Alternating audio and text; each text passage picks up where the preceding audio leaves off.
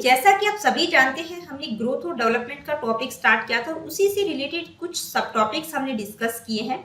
तो आज की इस वीडियो में हम ग्रोथ और डेवलपमेंट यानी कि डेवलपमेंट की एक बहुत ही इंपॉर्टेंट थ्योरी को डिस्कस करेंगे, बिल्कुल डिटेल में समझेंगे। कौन सी थ्योरी? ये थ्योरी है कोहलबर्ग का नैतिक विकास का सिद्धांत, यानी कि मोरल डेवलपमेंट थ्योरी क्या है जो दी गई है कोहलबर्ग के द्वारा। तो इस थ्योरी को आज की इस वीडियो में हम डिटेल में समझेंगे।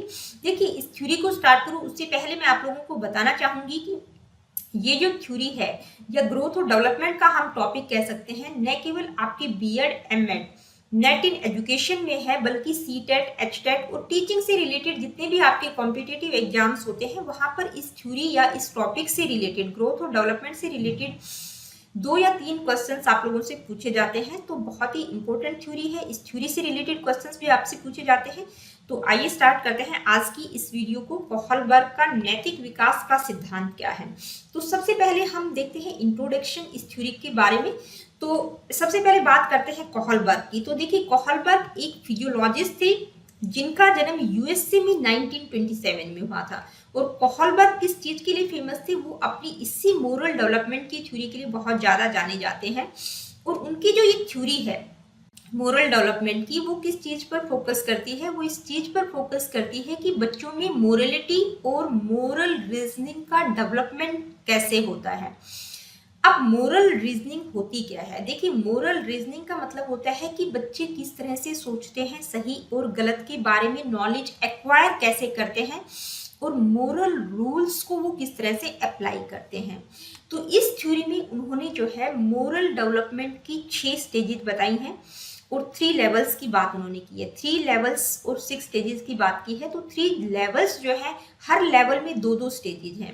इस तरह से टोटल 6 स्टेजेस है मोरल डेवलपमेंट की। वो 6 के 6 स्टेजेस हम डिटेल में समझेंगे। देखिए, ये थ्योरी मोरल डेवलपमेंट के बारे में है। तो सबसे पहले हमें पता होना चाहिए व्हाट इज मोरल डेवलपमेंट, यानी कि मोरल डेवलपमेंट होता क्या है। तभी तो हम इस थ्योरी को समझ पाएंगे। जब हमें पता ही नहीं होगा कि मोरल डेवलपमेंट का मतलब क्या है, तो इस थ्योरी को पढ़ने का कोई फायदा नहीं है। तो सबसे पहले जो टर्म है मोरल डेवलपमेंट, उसको समझते हैं। मोरल डेवलपमेंट क्या होता है? देखिए, moral development is the process through which children develop proper attitudes and behaviours towards other people in society based on social and cultural norms, rules and laws. देखिए, moral development एक ऐसा process होता है जिसके द्वारा बच्चों में प्रॉपर एटीट्यूड और बिहेवियर का डेवलपमेंट किया जा सकता है, ताकि सोसाइटी के जो भी नॉर्म्स, रूल्स और लॉज हैं उनको वो प्रॉपर तरीके से फॉलो। तो देखिए, मोरल डेवलपमेंट होता क्या है, इसको एक एग्जांपल से समझते हैं। मान लीजिए एक न्यूबॉर्न बेबी है, तो उस छोटे बच्चे को नहीं पता कि सही क्या है, गलत क्या है, यानी कि राइट और रॉन्ग की पहचान वो नहीं कर पाता। लेकिन जैसे जैसे वो बड़ा होता है उसको समझ आने लगता है कि कौन सा बिहेवियर राइट है, क्या सही है, क्या गलत है। तो सही और गलत की जो समझ होती है, यही होता है मोरल डेवलपमेंट, यानी कि कौन सी जगह पर किस तरह का बिहेवियर करना है, कौन सा एटीट्यूड सही है, सोसाइटी के रूल्स, नॉर्म्स और लॉज जो है उनको किस तरह से फॉलो करना है। ठीक है, तो राइट और रॉन्ग की जो समझ डेवलप हो जाती है बच्चे में, that is called moral development. तो मोरल डेवलपमेंट होता क्या है, ये आप लोगों को समझ आ गया होगा। हम आगे बढ़ते हैं, देखते हैं कि कोहलबर्ग ने इस थ्योरी को किस तरह से डेवलप किया। तो देखिए, कोहलबर्ग ने अपनी इस थ्योरी को डेवलप करने के लिए बच्चों के सामने बहुत सारे मोरल डायलेमास प्रेजेंट किए। फिर उसके बाद उन बच्चों को जो है कुछ क्वेश्चंस दिए गए। उन मोरल डायलेमास के आधार पर बच्चों का इंटरव्यू लिया गया।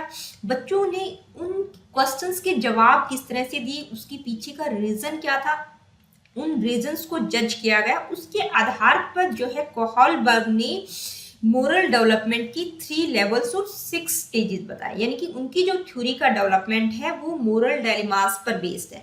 और आज की इस थ्योरी में हम एक बहुत ही इंपॉर्टेंट मोरल डायलेमा को डिस्कस करेंगे। कौन सा है? हाइंस स्टील्स द डक्स, यानी कि हाइंस ने डक्स को चोरी किया। तो ये मोरल डायलेमा है क्या, इसको समझते हैं। आइए देखते हैं, यानी कि हाइंस की जो स्टोरी है वो क्या थी। तो आइए समझते हैं हाइंस का मोरल डायलेमा क्या था। देखिए, ये एक बहुत ही इंपॉर्टेंट स्टोरी है जो कि कोहलबर्ग ने अपनी इस थ्योरी को प्रेजेंट करने के लिए यूज की है। तो आइए देखते हैं हाइंस की स्टोरी क्या है। तो यूरोप में एक व्यक्ति होता है जिसका नाम हाइंस होता है। ठीक है, उसकी वाइफ को एक स्पेशल टाइप का कैंसर था जिसके कारण वो मरने वाली थी। अब डॉक्टरों ने उसको बताया कि भाई उसको एक न्यू टाइप की ड्रग है, उसके द्वारा ही उसकी वाइफ बच सकती है, जो कि उसी टाउन के केमिस्ट के द्वारा बनाई गई थी। Heinz desperately wanted to save his wife from certain death, यानी कि अपनी वाइफ को वो हर तरह से बचाना चाहता था। वो नहीं चाहता था कि उसकी वाइफ की डेथ हो जाए, तो वो उस ड्रग को बाय करना चाहता था। लेकिन जो केमिस्ट था वो उसका बहुत ज्यादा मनी चार्ज कर रहा था, यानी कि जितने की वो दवा थी उसका 10 टाइम्स वो मांग रहा था। मान लीजिए अगर वो $100 की थी तो वो $1000 चाह रहा था। हाइंस के पास इतना पैसा नहीं था। उसने क्या किया, अपने अपने दोस्तों से, अपने फैमिली सोर्सेज से, दूसरे लोगों से काफी कोशिश की पैसा कलेक्ट करने की, लेकिन वो नहीं कर पाया।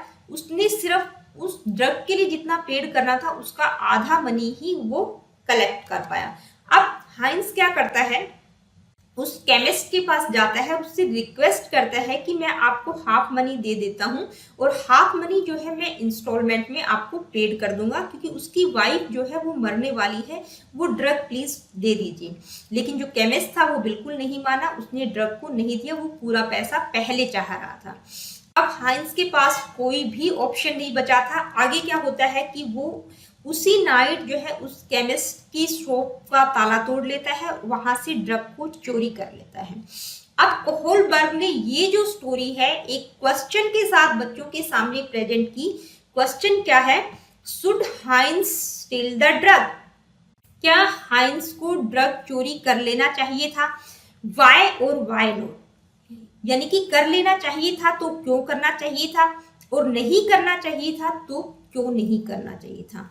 अब इस क्वेश्चन के लिए उन्होंने बच्चों को टाइम दिया ताकि वो इसका आंसर कर सकें। और जो सैंपल लिया गया था वो शिकागो के 72 बॉयज, यानी कि इसके लिए उन्होंने जो सैंपल लिया था बच्चों का वो सिर्फ बॉयज थे, यानी कि मेल पार्टिसिपेंट थे, गर्ल्स इसमें नहीं थी, और जिनका एज ग्रुप था 10 to 16 ईयर्स। तो देखिए कोहलबर्ग का इंटरेस्ट इस बात में बिल्कुल नहीं था कि बच्चे इस क्वेश्चन का आंसर यस करते हैं या नो करते हैं, बल्कि उनका इंटरेस्ट इस बात में था कि बच्चे इसके पीछे का रीजन क्या बताते हैं।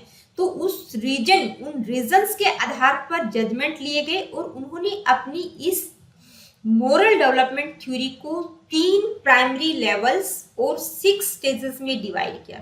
वो 3 प्राइमरी लेवल्स और 6 स्टेजेस कौन कौन सी हैं, आइए समझते हैं। सबसे पहले बात करते हैं लेवल 1 की। तो लेवल 1 क्या है, प्री कन्वेंशनल मोरलिटी। इस लेवल में 2 स्टेजेज आती हैं, कौन कौन सी, ओबीडियंस एंड पनिशमेंट ओरिएंटेशन, और सेकंड स्टेज इस लेवल में होगी individualism and exchange. Next level 2 है कन्वेंशनल मोरलिटी। इस लेवल में भी 2 स्टेजेस हैं जो कि पिछली स्टेजेस से हायर ऑर्डर की हैं। स्टेज 3 क्या है, डेवलपिंग गुड इंटरपर्सनल रिलेशनशिप, और नेक्स्ट स्टेज है maintaining social order. Next and last level क्या है, पोस्ट कन्वेंशनल मोरलिटी, और इस लेवल में भी 2 स्टेजेज आती हैं, स्टेज 5th और स्टेज 6। स्टेज 5th क्या है, social contract and individual rights, और स्टेज 6 क्या है, यूनिवर्सल इथिकल प्रिंसिपल ओरिएंटेशन। देखिए ये तीनों ही लेवल और 6 स्टेजेस को हम डिटेल में समझेंगे। तो सबसे पहले हम बात करते हैं लेवल 1 की। देखिए लेवल 1 है प्री कन्वेंशनल मोरलिटी। तो देखिए इस लेवल में क्या होता है कि बच्चे का अपना कोई मोरलिटी कोड नहीं होता। बच्चे को जो शेप दी जाएगी, जो उसको सिखाया जाएगा वही वो सीख जाएगा। तो यहाँ पर एक इम्पोर्टेंट बात क्या हो सकती है कि बच्चे के अंदर राइट मोरलिटी कोड का डेवलपमेंट किया जा सकता है, यानी कि सही नैतिकता का विकास बच्चे में किया जा सकता है। इसके लिए जरूरी है कि उसको प्रॉपर इन्वायरमेंट प्रोवाइड किया जाए। अब इस लेवल में 2 स्टेजेज आती है, कौन कौन सी है। फर्स्ट स्टेज है ओबीडियंस एंड पनिशमेंट ओरिएंटेशन। तो इस स्टेज में क्या होता है कि बच्चे की जो एज होती है वो 4 to 10 ईयर्स होती है, ठीक है। और इसमें जैसा कि इस स्टेज के नाम से ही पता चलता है कि हमें ओबे करना है, otherwise we will get the punishment, यानी कि जो भी रूल्स हैं बच्चे को वो फॉलो करना है। अगर वो उनको फॉलो नहीं करता तो उनको पनिशमेंट भी मिल सकता है। अगर हम एक कॉमन एग्जाम्पल की बात करें तो बच्चों को पता है कि स्टीलिंग जो है वो गलत बात है, यानी कि चोरी करना बुरी बात है। अगर वो ऐसा करेंगे तो उनको पनिशमेंट मिलेगा। और हाइंस के केस में अगर हम एग्जाम्पल की बात करें तो क्या एग्जाम्पल बनेगा कि हाइंस को ड्रग चोरी नहीं करना चाहिए था। इस स्टेज के अकॉर्डिंग मैं बात कर रही हूँ कि हाइंस को ड्रग चोरी नहीं करना चाहिए था, क्योंकि अगर वो ऐसा करता है तो उसको जेल हो सकती है और उसको पनिशमेंट भी मिल सकता है। अब नेक्स्ट स्टेज क्या है? नेक्स्ट है इंडिविजुअलिज्म एंड एक्सचेंज।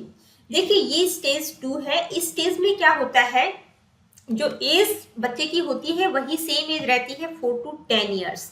और ये जो स्टेज है ये रिलेटिव व्यूज पर आधारित है।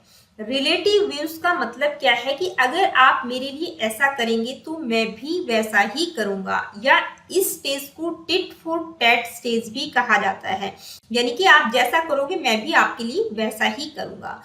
तो यहाँ पर जो बच्चा होता है उसकी जो मोरल रीजनिंग है वो किससे मोटिवेटेड होती है? उसकी मोरल रीजनिंग उसकी खुद की सेल्फ डिजायर से मोटिवेटेड होती है। देखिए कई बार जो है बच्चे पेरेंट्स से भी कहते हैं कि अगर मैं क्लास में फर्स्ट आया तो आप मुझे क्या देंगे, यानी कि बदले में उनको कुछ चाहिए होता है। तो that is called individualism exchange. अब एग्जाम्पल यहाँ पर अगर हम हाइंस के एग्जाम्पल की बात करें तो क्या बनेगा कि हाइंस को ड्रग चोरी कर लेना चाहिए था, क्योंकि इससे वो अपनी वाइफ को बचा सकता था और बदले में उसकी वाइफ बाद में उसके लिए खाना भी बना सकती थी। तो हाइंस के केस में यहाँ पर ये एग्जाम्पल बनेगा इंडिविजुअलिज्म एंड एक्सचेंज स्टेज पर। तो प्री कन्वेंशनल मोरलिटी लेवल क्या होता है, उसके अंदर आने वाली दोनों स्टेजेस को हमने समझा। आई होप कि ये दोनों स्टेजेस आप लोगों को समझ आ गई होंगी। अब हम आगे बढ़ते हैं लेवल 2 पर। देखिए लेवल 2 क्या है? लेवल 2 है कन्वेंशनल मोरलिटी लेवल। तो कन्वेंशनल मोरलिटी का मतलब क्या होता है? हिंदी में हम इसको कहेंगे परंपरागत नैतिकता, यानी कि एक परंपरा से जो चला आ रहा है उसको एज इट इज एक्सेप्ट करना। तो कन्वेंशनल मोरलिटी का मतलब है कि जो भी सोसाइटी के जर्नल रूल्स, मोरल स्टैंडर्ड्स और नॉर्म्स हैं उनको एज इट इज एक्सेप्ट करना। इस लेवल में दो स्टेजेज आएंगी, स्टेज 3 और स्टेज 4। तो सबसे पहले हम देखते हैं स्टेज 3 को। स्टेज 3 है डेवलपिंग गुड इंटरपर्सनल रिलेशनशिप, यानी कि we have to maintain good interpersonal relationships, यानी कि हमारे जो इंटरपर्सनल रिलेशनशिप है हमें एक दूसरे की नज़र में अच्छा बनना है, हमें अच्छा काम करना है, तभी लोग हमें अप्रिशिएट करेंगे, हमें अप्रूव करेंगे। यानी कि अगर हम अच्छा काम नहीं करेंगे तो लोग हमें डिसअप्रूव भी कर सकते हैं। तो इस स्टेज में क्या है कि डेवलपिंग गुड इंटरपर्सनल रिलेशनशिप, यानी कि हमारे जो इंटरपर्सनल रिलेशनशिप है वो अच्छे होने चाहिए, बेहतर होने चाहिए। तो ये जो स्टेज है एक तरह से good boy good girl orientation भी हम इसको कह सकते हैं, क्योंकि हम दूसरों की नज़र में अच्छा बनने की कोशिश करते हैं। इस स्टेज में जो है बच्चा दूसरों से अफेक्शन चाहता है, लव चाहता है, अप्रूवल चाहता है। तो हमारे जो इंटरपर्सनल रिलेशनशिप है वो तभी बेहतर होंगे जब हम एक दूसरे के साथ अच्छा व्यवहार करेंगे।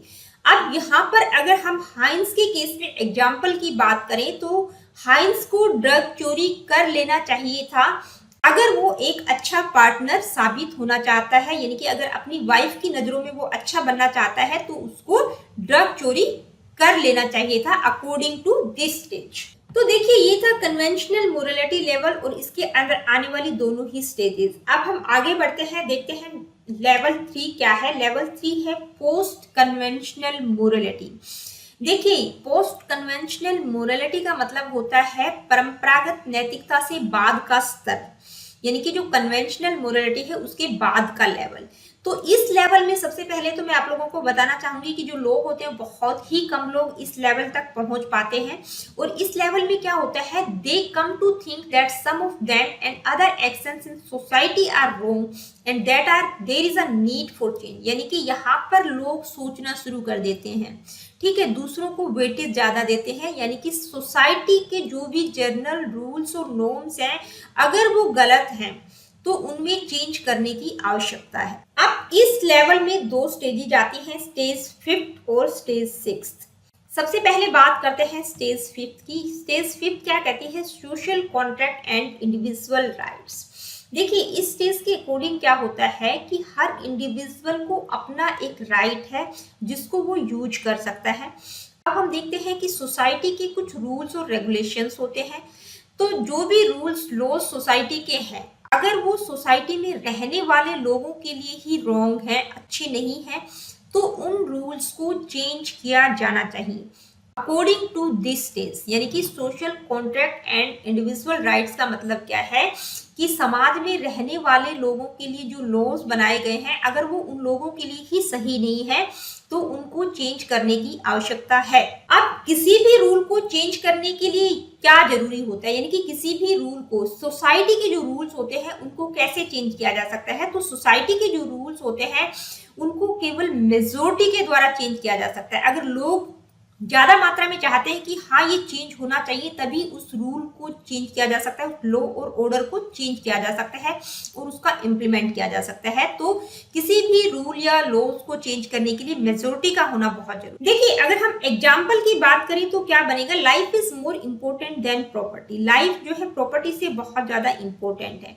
और अगर हम हाइंस के केस में एग्जाम्पल की बात करें तो हाइंस को क्या करना चाहिए था कि जो भी सोसाइटी के लॉज और रूल्स हैं उनको भूलकर उसको अपनी वाइफ के लिए ड्रग चोरी कर लेना चाहिए था, क्योंकि हर किसी को जीने का अधिकार है, because life is more important then property. तो पोस्ट कन्वेंशनल मोरलिटी लेवल की जो लास्ट स्टेज है वो है यूनिवर्सल इथिकल प्रिंसिपल ओरिएंटेशन।